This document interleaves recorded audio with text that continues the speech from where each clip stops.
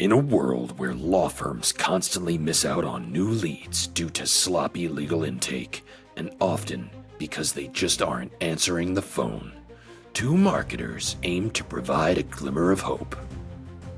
I thought we agreed we weren't going to do the announcer thing. Thank God, because that hurts my throat. You do the intro. Gladly. I'm Tony Prieto, and this is my colleague Nick Werker. Believe it or not, we're marketing professionals. Well, I think you're the professional, but we are true experts when it comes to all matters legal intake. For over a decade, our company, Answering Legal, has helped ensure that growing law firms never miss out on connecting with new leads. And now we're ready to share our trade secrets and help make the legal world a better place. Or at the very least, help our listeners shore up their lead capturing processes and convert more callers to clients. Welcome to the Legal Intake Experts Podcast. Let's dive right in. Today, we're breaking down why your law firm's intake process is currently costing you clients. And hopefully, we can talk about what you can do about it. Hopefully, we have some tips. That would be the whole point of the process. So before we dive into those tips, we've got to take a moment and talk about a problem that law firms face with their intake. Yeah, so this is going to be my favorite part because I like to be contrarian. I think it's just a personality trait of mine. But we're going to start off this show essentially by roasting the viewing audience and our target customer, all of that stuff. How are we going to do it? So in 2019, Clio conducted this secret shopper survey process where they called 500 law firms to see how they were answering the phone and whether they answered the phone. And in 2019, they found that only 56% of law firms answered the phone live, and only 38% of the law firms that missed calls actually called Clio back. That is alarming, and I remember reading that and thinking to myself, well, at least I will have employment for a little while. It's true. It's job security for you and I.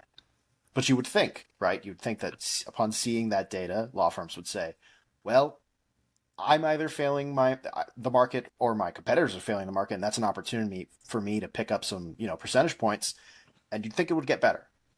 But it did not. In 2024, Clio repeated the test, and they found that compared to 56% in 2019, only 40% of firms picked up the phone live, and only 25% of the firms who missed the call actually bothered to call back. That's, again, compared to 38% in 2019.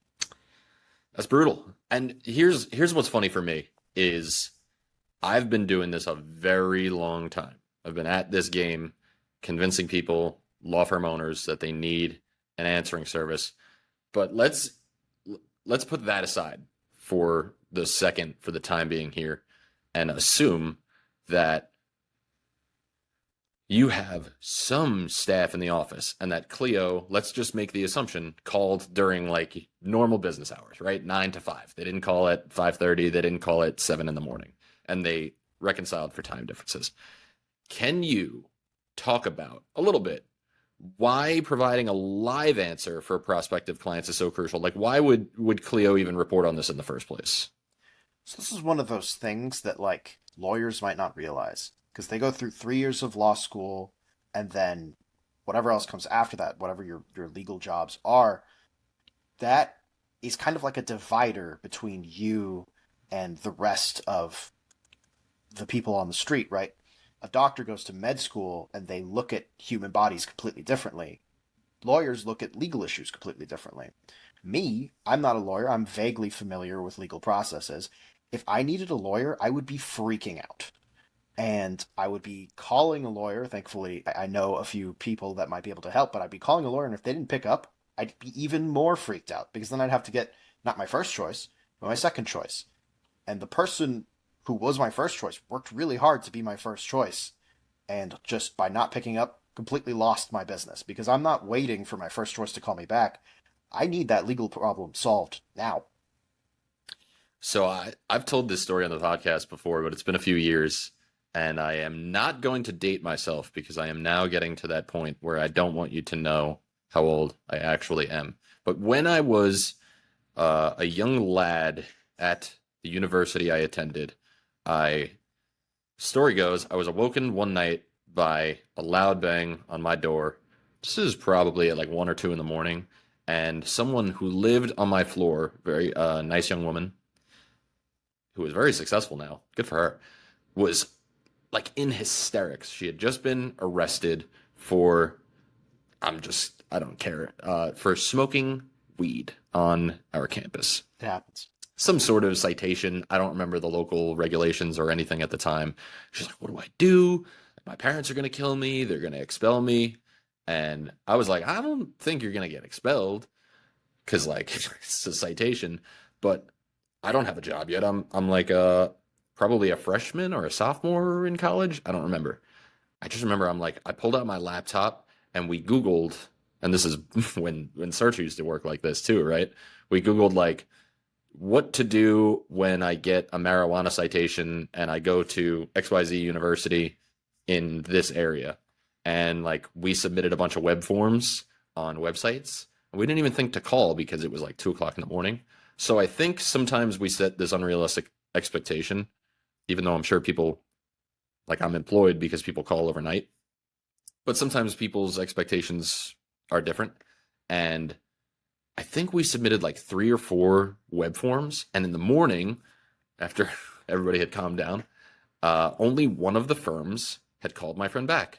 Now, I don't remember what ultimately happened. Like I said, she's wildly successful now, and I wish her very well in her anonymity. But that is like, it just speaks to what we're talking about here, right? I think so many lawyers go to law school and they get sold on this dream of you pass all your classes and then it's like, oh, fame, fortune, and success will follow me, right? Like I'm going to be a celebrity lawyer. I'm going to be this. I'm going to be that. It's just not the case. And then if you try to go out on your own and you like hang a shingle, it doesn't let people know that you're doing things in the area. And so this whole process of like client communication and service is completely lost on a lot of lawyers who for the first time are taking their foray into private practice. I don't think that we've done a good enough job of letting law firm owners know and lawyers know that client service is like an expectation. I think people just assume that they're going to come into a law firm and be like, here's my legal problem. I will never speak to you again. Go solve it. Here's money. Yeah, I mean, I think that if we do this podcast for 10 episodes or 10,000 episodes, I think every single episode we will say this: a law firm is a business. If you have a car problem and you call a mechanic and they don't call you back, you're just going to go to a different mechanic unless you have an established mechanic. But most people don't have lawyers. Most people have not had to call a lawyer for their specific legal problems. And then if they have a different practice area problem, right? Someone who gets a DUI and then needs a divorce, they might need 2 different lawyers. So what we're talking about here is just like it's like a mismatch of expectations exactly, where the client is reaching out and expects a response because they want to give you money and they're expecting a certain degree of service with that. At the end of the day, a law firm is a service business. You are providing legal services, but it's not that different. I mean, it's very different from a mechanic, but at the very basic of it, it's about customer satisfaction. In this case, client satisfaction, client experience, whatever you want to call it. And if you don't pick up the phone, they're just going to have a worse experience. Even if you call them back, which, as we can see, most of the people didn't, even if you call them back, they're still going to remember that you didn't pick up the first time, and it's going to, stick in their heads. How can law firm owners and staff work to address the issues that Clio points out, right? Like this answer rate and then this response rate. What are some easy things, easy wins that they can get to by looking at this problem and recognizing that they might be part of this statistic? Yeah, so I mean, the obvious answer is to hire answering legal to answer your phone calls. But the next most obvious answer is to make sure that your phone calls as much as often as possible get answered, and when they don't, to call the person back, preferably within 24 hours. Obviously, lawyers are busy people; they bill by the hour. One of the things that helps me get things done that might get in my way is I just plop them on my calendar. If you lay out just like even half an hour a day to call back first thing in the morning, right? When you're tired, you don't really want to look at a computer screen.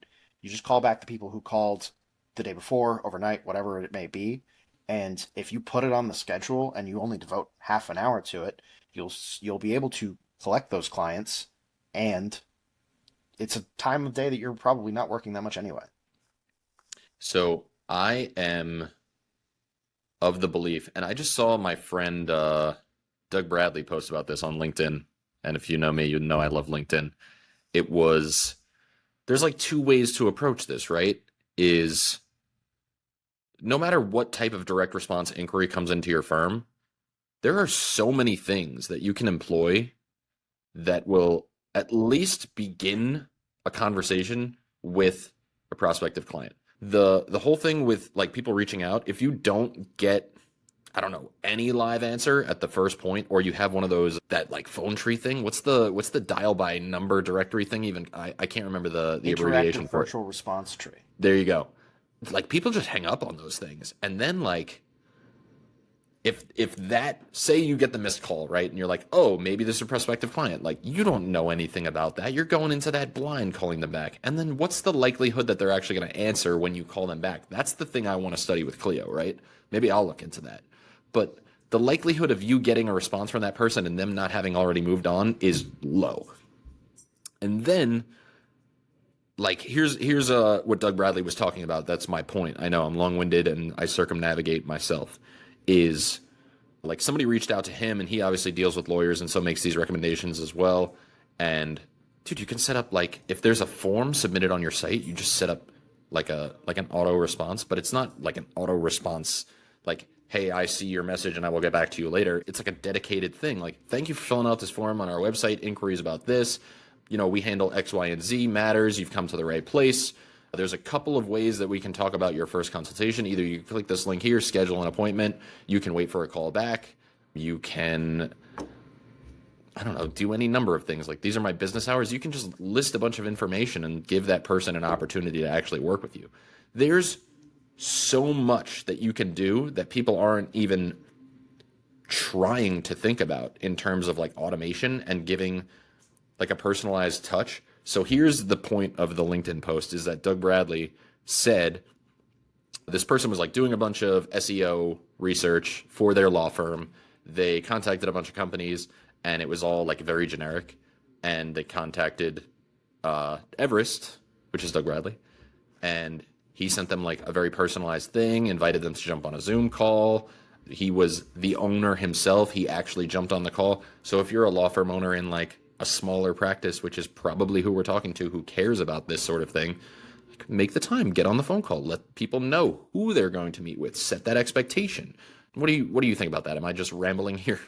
No, no. I mean, we talk about phone calls, A, because we're an answering service for lawyers, but also B, because it's the hardest thing to automate like that, right?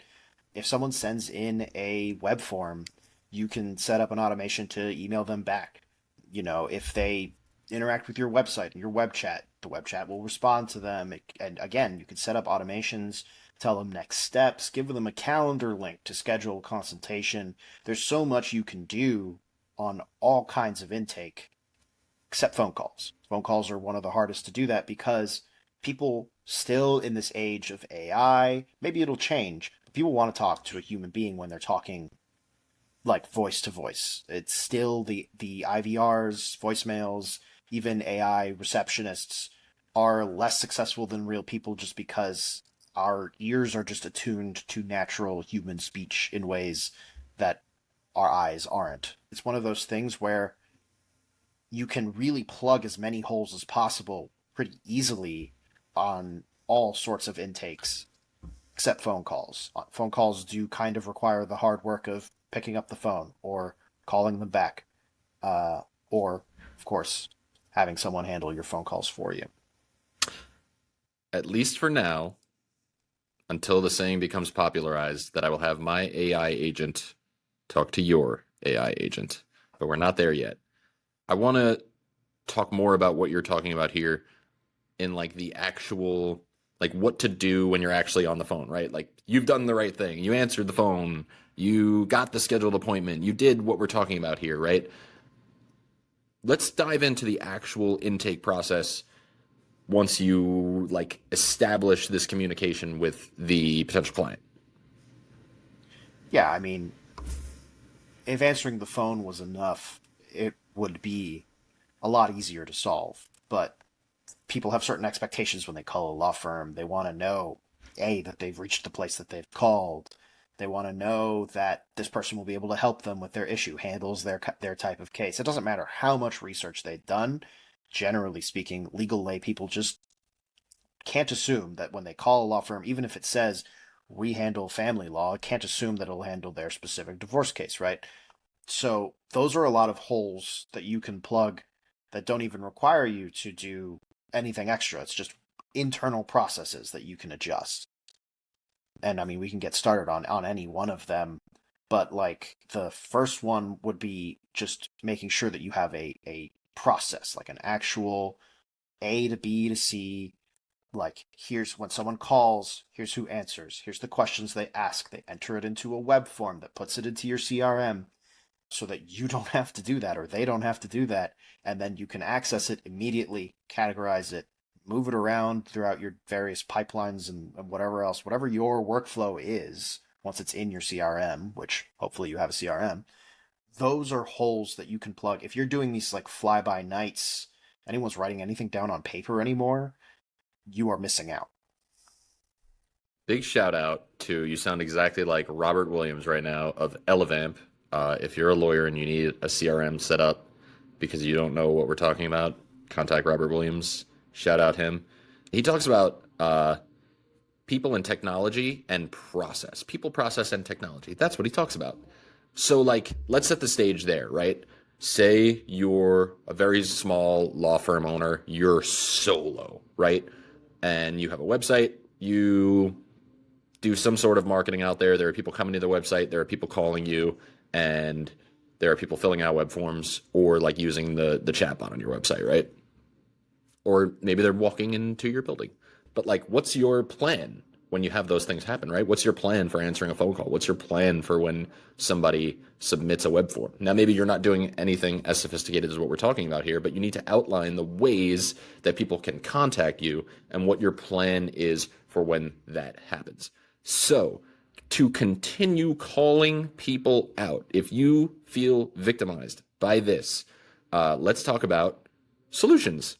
Say you map that out, right? And you're like, okay, when a call comes in, I want to answer the phone, say this, and then I don't know, right? I need a script. Let's talk about scripting. Like, and I think people, before I ask you fully about this, I think people and law firm owners are hesitant to talk about like writing a script because they're like, I want to have a natural conversation and I know what I'm talking about and I'm an expert in the law and they're going to come and ask me specific questions about the law and I'm going to say, no, dude, they're going to call you and say, I was arrested for this. This is what happened. The cop was a jerk. It happened here and like this is that and like I'm so this. I mean, I miss work. Like you have to address all of those things. How are you going to structure that conversation? You know what I'm saying? I think of it a lot actually kind of like poker. So, first I'll say that nothing happens, almost nothing happens without a script. There like if you run into someone on the street and you say hello, sure. But even like you look at a reality TV show, they're working off a loose script. Anything improvised, they have the very basic idea of what they're improvising. In poker, you always want to have a plan, but you don't know what card's going to get. If you're playing Hold'em, you don't know what the flop's going to be. You don't know what the next card is going to be. You don't know what the other people have. You have to constantly be adapting your plan. But you still want to have that sort of skeleton of okay, I have this hand. I'm looking to upgrade it to this hand.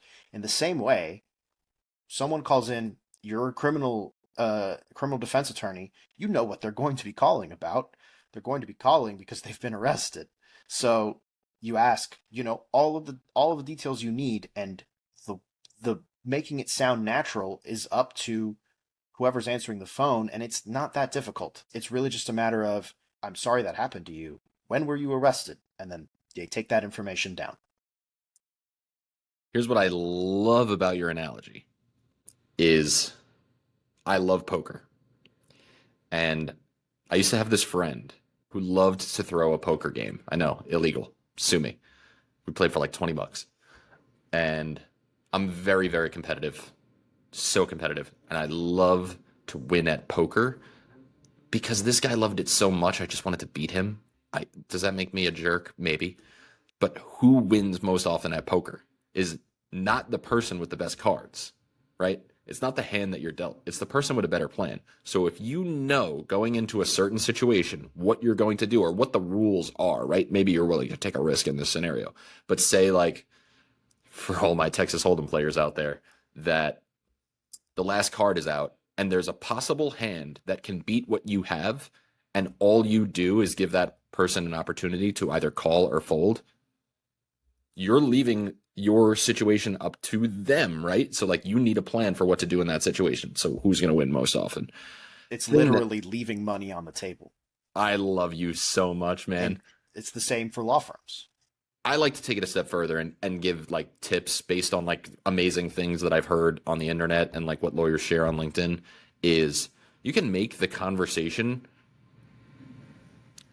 as deep or as surface level as that person is willing to have it, right? So if they call up and they're not like concerned at all, then like you don't need to be overly concerned. If they call up and they're really concerned, take the time and like let them know that like you've done this before, you've been in a similar situation, you can't guarantee results, so toe that line. You're the ethics expert on that phone call. Don't involve me in that. But one of the best things that I heard was instead of saying something like this was about like a personal injury firm, somebody called in, they had an injury. Instead of saying like, "Oh, are you in pain?" And the person's like, "Oh, you know, I'm in pain. Yeah, this hurts." Or you get the really over exaggerative person who says like, "I'm in so much pain." The way that you can get to the heart of it is by asking more clever questions, right? Like, is there something you can't do right now that you normally need to do? And that's usually like the heart of the problem, right? Is like, say somebody's out of work. My friend is a really good example. He is a steam fitter. So he like welds giant pipes. He shows me these pictures all the time. It looks crazy. And like he has back problems from being contorted in all these places welding pipes.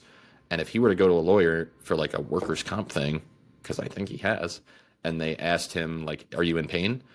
He's like an old school tough guy from like, uh, we live in the same neighborhood, and if you ask him if he's in pain, he's gonna be like, "Nah, you know, like it's not that bad." And then like the lawyer is gonna be like, "Well, then maybe I don't need this guy as a client if he's not that injured. Like this isn't a good case for me." Right. The question you ask instead of that being, are there some things you can't do now that you used to be able to do? And the answer is like, I can't go to the gym and like exercise because my back hurts. I have Yeah. trouble getting up the stairs and I live upstairs. I have, and this is the answer for my friend. I have an elderly dog that I need to pick up because his legs don't work and I have trouble bending down and picking my dog up. Like that's how you get to the root of the problem. So if you're focused on answering these like super surface level, like where were you arrested? Was you know what I mean? Like you're not going to get to the root of the problem, and you're not going to inspire confidence in this person. So I like to talk about stuff in that sense. Yeah, and like we're the legal intake experts, absolutely. But you are the expert at your law firm. You're the only person who can design these questions to a way that will really get to the core of is this a good client or not for you? You're the only person who knows that. And so at the end of the day, it does have to be you designing these questions, but that doesn't it might sound like work, but it really isn't. You just have to sort of reverse engineer your client profile. You have to say, okay, I do, trucking accidents where there's major brain injuries or stuff like that. Then those are the questions you need to ask. Was this accident involving a commercial vehicle? Was there a brain injury? And then you can get even further in that with like, how traumatic was this brain injury?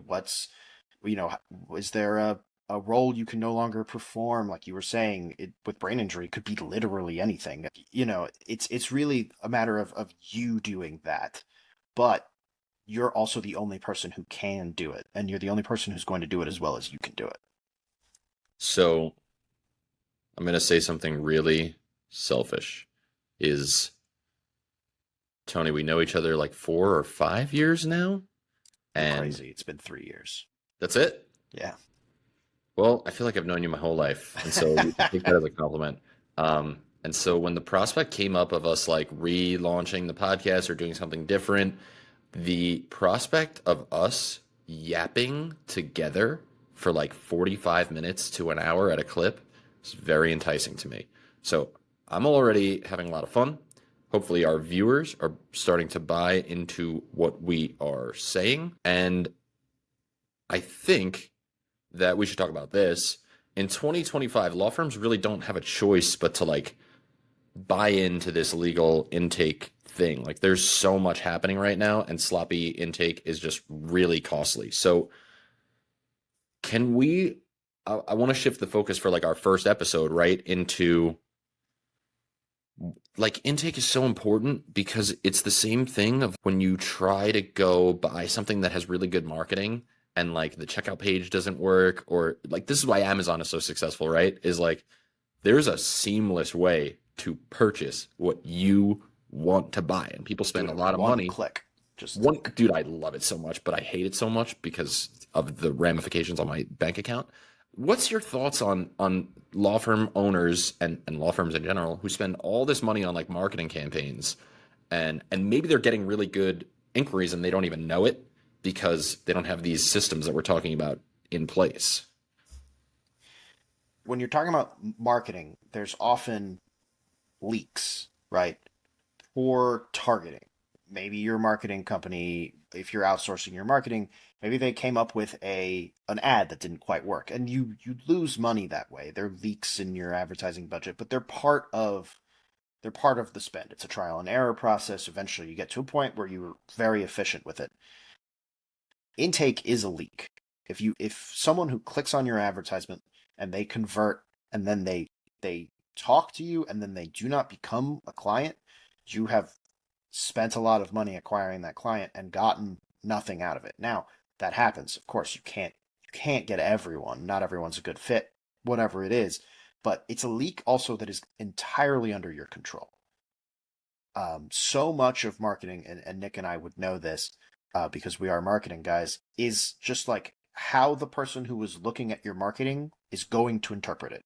And you can make great guesses. That's why Nick loves psychology, but you can't know for sure. On intake, though, you can absolutely control that. You can't say, okay, every single person who calls is going to become a client, but you can look at where those fall offs are and you can start to plug those holes, and you will find that you are spending a lot less money. You're wasting a lot less money when you're spending money on marketing. Tony and I talk all the time, and he knows without saying it, I have gotten really into Malcolm Gladwell. And if you haven't read Talking to Strangers, you really should, because it's about how we fundamentally misunderstand each other. So let's talk about how we misunderstand intake, right? It's very, I think it's a good assumption based on how large these legal CRM companies are and how consolidated the market really is, that a lot of people have a CRM. Now, I'm not saying you're using it correctly. I'm saying you have it. What I suggest is setting up some sort of reporting, even if, right? I'll start at the beginning. Set up something anecdotally, right? You know in your head that Joe called your law firm last week. You are a personal injury attorney. He called your firm. He had X, Y, and Z happen. You spoke to him, and despite doing such a good job at answering the phone or calling him back, you have not heard from Joe. Why have you not heard from Joe? Right? And then you can get into in CRMs. This is why it's important to know your numbers. Shout out Craig Goldenfarb. What is the likelihood and where is the drop off that a client occurs in, right? Is it the initial call, right? They call in, you talk to them, and you're like, hey, great. We're going to do X, Y, and Z. Here's the next steps. And then you never get them to do that. What's broken about that handoff, right? Or they make it all the way to the retainer, and then you send them like a retainer or it's time to pay or something like that. And then like your pay rate is horrendous. And you're like, my marketing got me a good, like, I thought that was a perfect fit for my firm. We had this great conversation. I sent them the thing. Why aren't they paying? Right? And then you can figure out, reverse engineer where your leak is. One of the best examples I heard of this, I'm waving a pen around like a crazy person. Oh, what was it? It was like the firm was getting all these leads from a marketing agency, and the marketing agency was like, we're crushing it. We're delivering these conversions. They were in the CRM. They're like, these are qualified leads. The intake team is talking to them. They're writing down on like the form that this is all qualified. How come none of these are becoming paying clients? And so my friend hopped in, looked at it, and the follow-up email where like you hit that, like you spoke to the person, was turned off. And so nobody was getting the next step.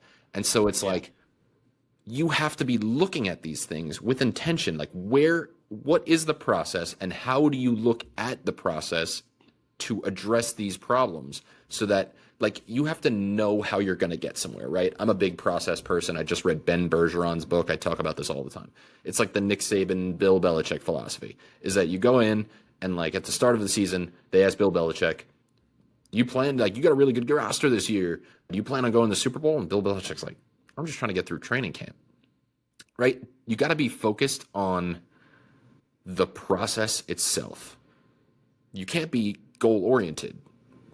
If you know every step of the way where you're trying to go, that's how you identify where the holes are, right? So if you're focused on training camp, preseason, regular season, like at no point are you talking about a Super Bowl. If you're talking about marketing, phone calls, web forms, intake, follow up, and then like obviously the ultimate goal is to get payment. Where in the process are you lacking in order to convert? We're talking about money here. Who cares, right? You need a profit. You became a lawyer. You invested a lot of money. You need money. I'm sorry. You're not going to help anybody if you're not making any money. Yeah. I mean, like we talked about earlier, leaving money on the table. It can be as simple as setting up stages in your CRM that tell you where in the lead to client pipeline a certain lead is. And then when you see the numbers in one pipeline just go up and up and up and up, you realize, okay, there's something happening here. You look at what your process is in that area, and you hopefully you find something as easy as the follow-up emails turned off. But usually it's going to require you sitting down, thinking about it. But here's the thing, is that if you didn't want to solve these problems, you wouldn't have become a law firm owner. Like, you could have gone and worked for another law firm, but you wanted to start a business, and this is part of running a business. And honestly, I think it's fun, but that's why I'm in marketing. I like to look at these numbers and try to figure out where the disconnect is. But if you're not, then you can hire someone like me who does think it's fun, you know? You are a huge data nerd. You might, yeah, you're definitely a bigger data nerd than me. I like data, but like you look at data and it's like, yeah, brother. Like I'm more, like you said before, I like the reasoning behind things. You know what I mean? So like the data informs my decisions, but I'm like, why? So let's talk about this, because the whole CRM thing I want to address. If you're listening to this in a clip or a short, or you've gotten this far in the episode and you're like, everything they're talking about, like I really want to do it, but I don't know who to talk to, because like these guys just do answering services, right? And like I have an answering service, I do this, maybe you're a customer, right? And you want what we're talking about, send us an email, Nick at Answering Legal, Tony at answeringlegal.com. Obviously. No, you're T Prieto at answeringlegal.com. Prieto at answeringlegal.com. We'll put it in the description. There is no changing of money. There's like nothing like that. There's people in our networks that we work with that we know will do a good job, that will set you up at these things, will sort of like get aligned on your goals and point you in the right direction, right? I do want to ask you this, is because I feel like we're talking about like money and then the leaking of leads and stuff. So how can, because like we talk about this all the time, we've been saying this is like a huge buzzword for years, is like a client-centric law firm. Yeah. how do you invest in the client experience? You know what I mean? Like, and why is it important, and how is it going to pay off long term? This extends beyond intake and away in that like the client experience involves everything from when they first contact you until the matter is resolved. We're assuming here that you all do good legal work, because it's a strong assumption. But you can't guarantee results. What you can guarantee is that the person who hires you will not be miserable the whole time while their legal issues being solved. Now, obviously, sometimes it's a very sensitive issue, like a divorce, and those things are emotional, but your part of it doesn't have to be difficult, right? You can make it easy for your clients to get updates on what they need to do next. You can send reminder emails. You can send update emails. Clients usually want to talk to you on the phone because they want to hear your voice, but all of those things are going to pay off, and it sounds grubby to talk about it this way because we're talking about people's emotions and their legal problems, but it is a business, right? And at the end of the day, you want those people to leave you a good review. You want them to tell their family members, "Man, this attorney solved my problem. It was so easy. It was pleasant." Or, "Hey, you know, they didn't solve my problem, but you know what? They made it easy the whole way through." There's so many implications. We're going to talk for like 37 hours about this, but I have a snap question for you. I just thought of this. I want you to answer. Don't even think. Okay? Rorschach test, got you. I love Rorschach. Rorschach's Journal, October 12th, 1985. Dog carcass in alley this morning. Tire tread on burst stomach. The city's afraid of me. I've seen its true face. I can't stop. Snap question. What's more expensive? Losing a lead to bad intake or investing in 24/7 answering service coverage up front? Losing a lead to bad intake. I mean, if you're just talking about opportunity costs, let's just say it's someone who calls your firm, no advertising necessary. They got it from a referral, whatever it is. Even if it costs you $0 to get that lead in the door, if you lose it, you are negative the value of their case. Investing in 24/7 coverage, whatever it might mean, means that you get even one case. Most law firms are operating on, several $1,000s of like an average price per matter, that is going to pay for itself just on one case. Now, you multiply that times 10 cases. If you're one of a product centered law firm where you churn out wills, even if it's just $50 a will, if you need, let's say $500 worth of 24/7, that's just 10 people who call you whose phone call you would otherwise have missed. It's very hard to measure that, but you will see it in your bottom line. I was just talking to Kevin Daisy on the Managing Partners podcast, and we both commiserated about one thing. That he's on the front end, right? He generates the leads. Mm-hmm. And the leads go to the law firm. And the law firm gets the lead, and then it doesn't become a client. And they go back to Kevin Daisy, Array Digital, and they say, the leads are bad, right? Yeah. I have a similar problem. Is somebody will come to us, they'll say, I totally understand, I need this, I need that. And then they do a free trial with us, and at the end of the free trial, they're like, let me back up. We say, we caught you 10 new clients in 14 days, X amount of messages, X amount of time. And they're like, but none of those clients converted. And it's like, both of us want to just bash our heads into the wall. Yeah. Because it's like, we didn't have any control over your, I'm squeezing something, I'm going to break it in my hand over here, and I want to show you. But we have no control over what your internal process to convert that person to a client is. And so you're blaming the marketing company, right, that might be doing a great job in bringing you dream clients. You're blaming the answering service that captured the lead for you, right, and made sure they didn't go to another firm. But you're losing money and blaming somebody, and you don't even know, you know what I mean? So, like, that's what gets me so pumped about doing this stuff, is that, like, we've been in this for so long. Why not talk about it and, like, have a fun time? Yeah. Like, yeah, all that stuff. So I do want to say this. I can't stop thinking about Rorschach. I'm excited. I won't bring it up again. I won't derail. Don't do it. It's so bad. My wife hates when I watch that movie because I watch it probably every year. And then, like, I do the Rorschach voice, and she's like, you will sleep in a tent outside. She actually threatens to make me sleep in my tent outside, which is not that big of a threat. I like my tent. The Bane voice is my version of that. Your Bane voice is really good. Give me one. Give me one. No. Another episode? Yeah. We'll leave that as a teaser. All right, good. So I just want to say, I know we referenced ourselves, Answering Legal, a lot. It's because we believe in our solution. But I just want to let everybody listening know that if anything we said resonated with you, you can head to answerinlegal.com to learn more about our virtual receptionist service. There's also a link in the description bio of wherever you're listening to this episode or watching this episode to get started with a 400-minute free trial. Everything that we talked about mentioned, or if you just want to get in contact with us to talk shop about any of the stuff that we're addressing, I swear I will nerd out with you like bad. Like, I love talking about this stuff.